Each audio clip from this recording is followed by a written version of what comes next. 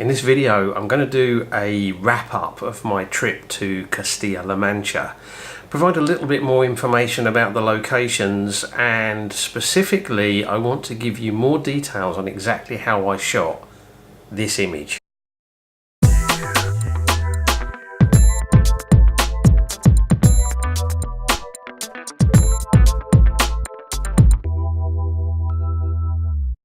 Hi everyone, thanks for joining me.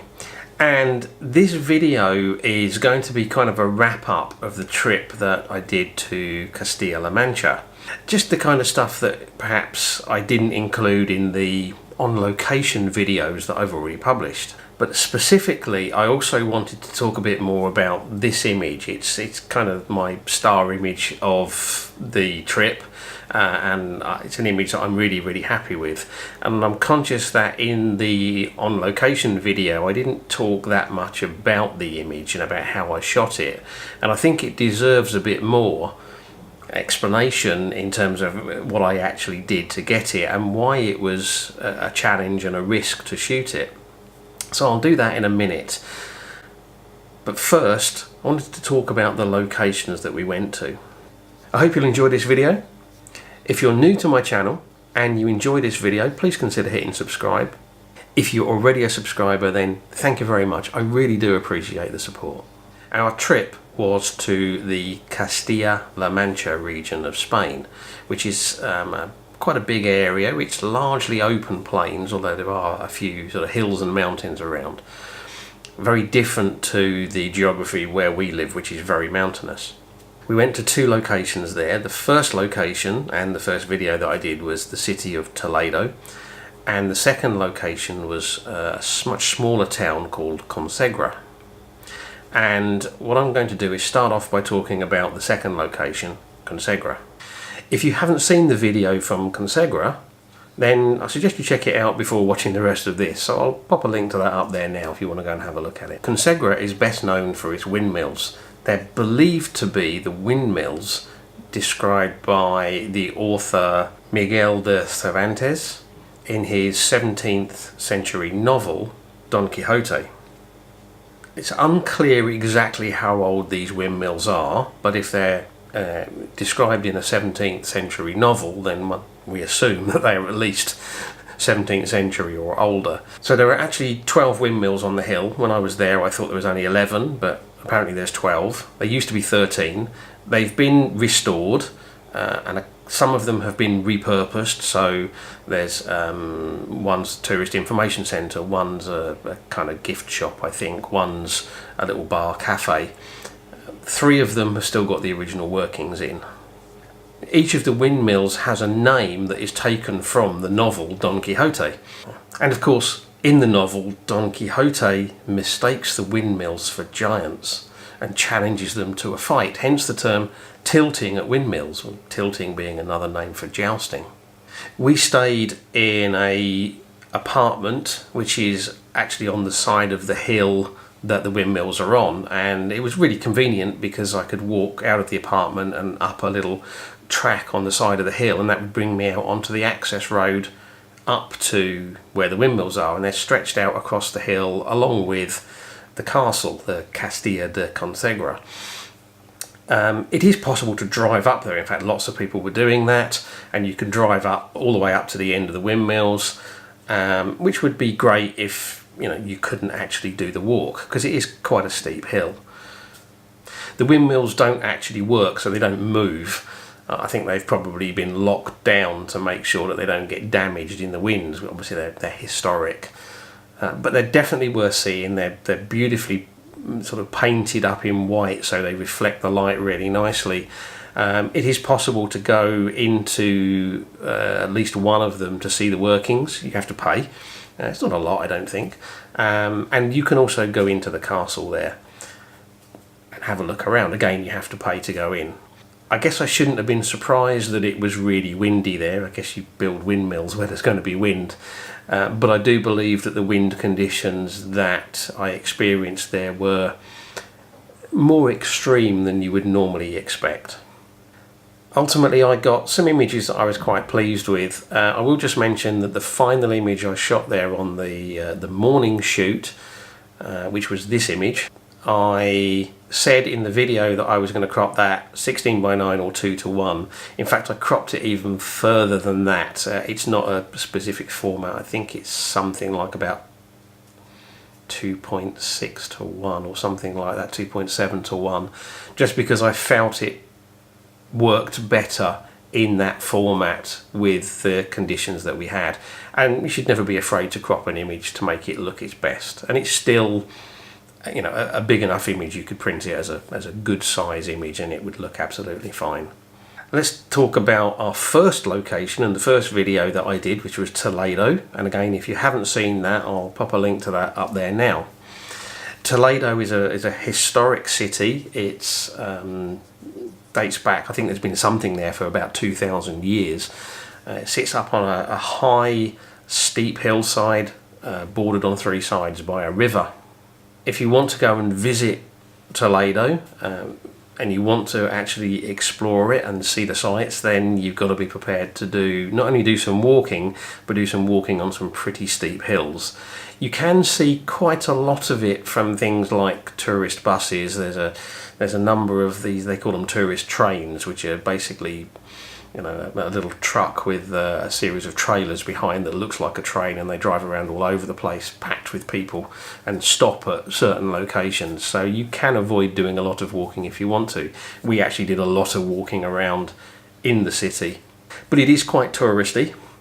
There's lots of shops selling tourist type stuff, and of course Toledo is particularly known for Toledo steel, swords and knives, and there's definitely shops selling Toledo steel, either kind of, you know, replica type things like swords, but also Toledo steel, like kitchen knives and things like that.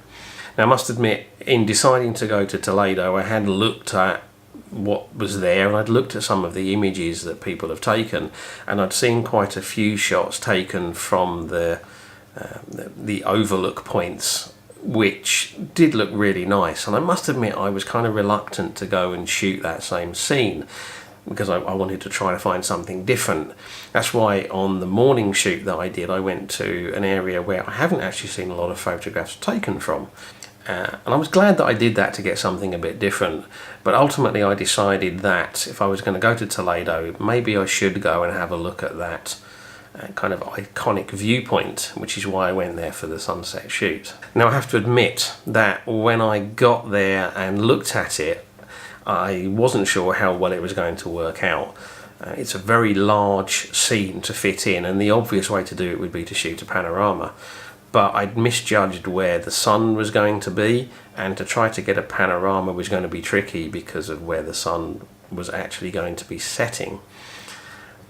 In the end, I decided there was a way to do it, but it was risky. And the reason it was risky is because I was going to have the sun in one part of the panorama, but the other side was going to be pretty dark, so the exposure was going to be difficult. And I also knew that the amount of time that I would have to shoot that panorama would be very limited, because I needed the sun to be basically just dropping below, you know, the horizon to take the glare out of the scene, to take a possibility of lens flare out. But I needed to get all the way through the panorama before the light disappeared off of the scene and it lost its interest. So the risk was that I didn't achieve that. And of course with a panorama, all you can look at is the individual images on the back of the screen. You can't tell if the whole stitched image is going to work until you get it on the computer and stitch it together. So that was the risk. Now I did take kind of a safety net shot, so that if the panorama didn't work, I would at least have something from there. And you probably saw that composition on the back of the camera when I was doing some of the on location video there. But it would have probably been quite a nice image, but thankfully the panorama came out. But I wanted to talk a little bit more about how I actually shot that panorama, and just clarify something about the number of shots that we used and how those shots were made up. It was difficult at the time to do a lot of talking to the camera because there were a lot of people about, and partly that meant there was a lot of noise going on, lots of other people talking. So when I did the talking to camera, it was kind of trying to fit it in around the noise that other people were making. And partly it's also because I confess that even after all this time, I still get a bit self-conscious talking to the camera when there's lots of people about. So let's talk a little bit more about this image.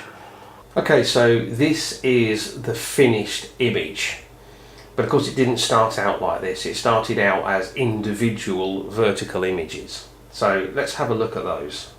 So I said in the original video that I was going to shoot 12 shots, and I actually put the image up saying it was a 12 image stitched panorama, which is technically correct, but it's also very slightly misleading. So let me explain what I mean. The actual view all the way across was shot in 11 frames. So we've got all the way to the left, and then gradually coming across.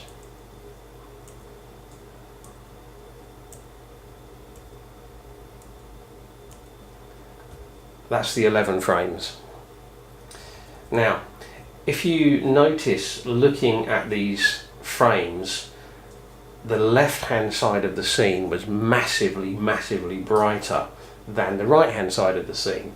So if I look at the far left hand image, you can see how bright it is, but if you look at the histogram, you can see I've actually got blown highlights in the sky. And then as I come across, I get a more balanced exposure. And then the further to the right I come, the more I am getting a darker and darker exposure, until ultimately we get to this point here, and you can see that the histogram is right down on the left hand side, almost clipping the shadows.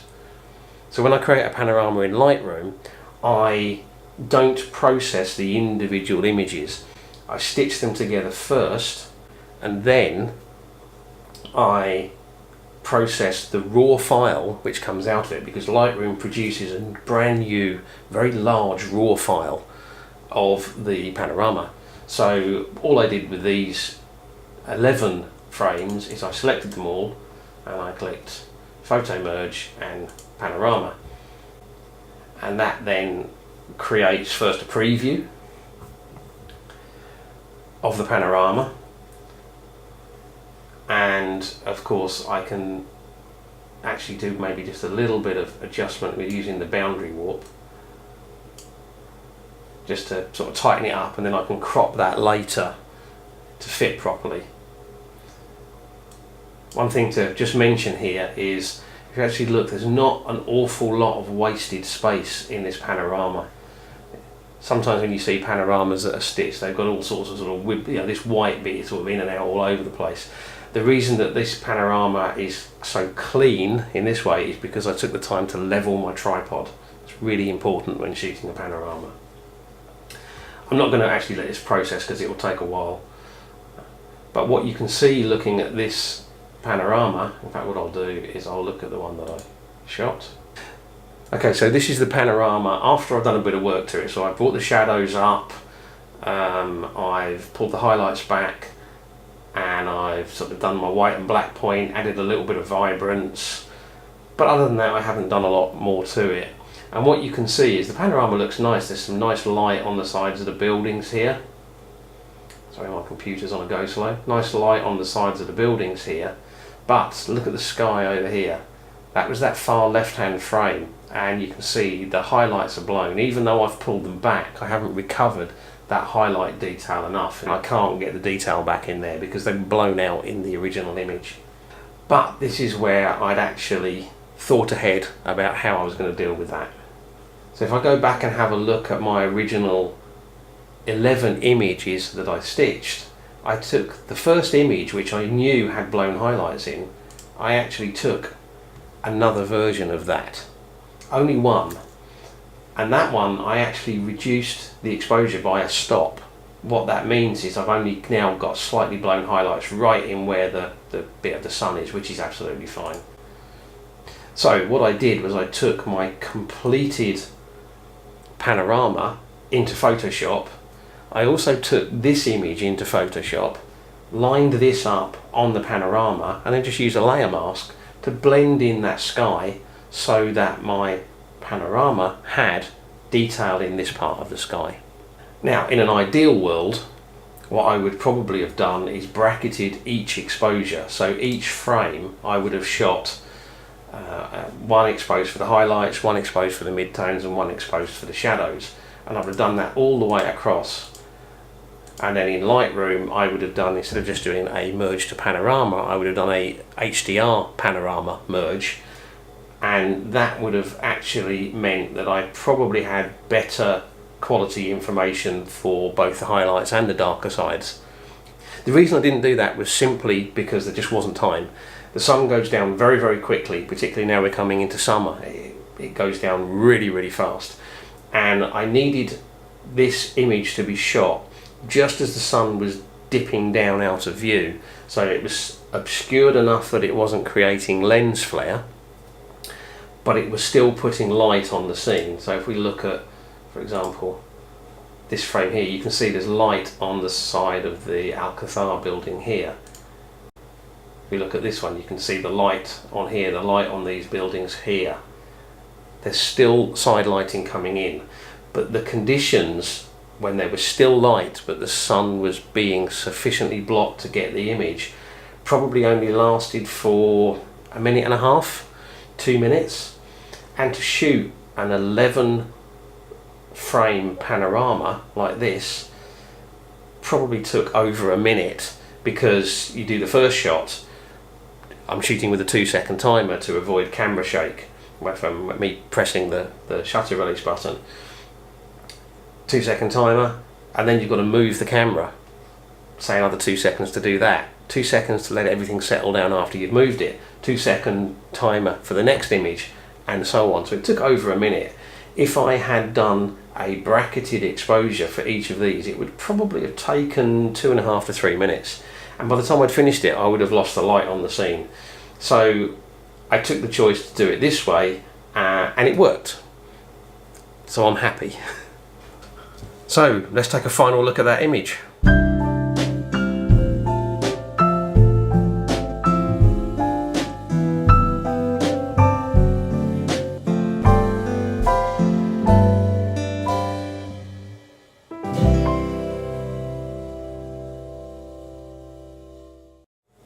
I'm happy with that. I'm really happy with that image. Okay, so that's it. That's my wrap up of the Castilla La Mancha trip. And it's also that little bit of extra information about that panorama. I've got to say, that panorama, I am absolutely delighted with it. It's probably one of my best ever images, and it's certainly going to make it to my portfolio, and I'm actually toying with the idea I might actually get it printed and stick it on the wall at some point fairly soon. I hope you've enjoyed this video. If you have, then please consider giving it a like or a share, and of course let me know what you think in the comments below. And if you've got any questions are either about the panorama or questions about Toledo or Consuegra or anything else you want to know about, then please let me know. As always, I really appreciate you taking the time to watch my video, so thank you very much, and until the next video, bye.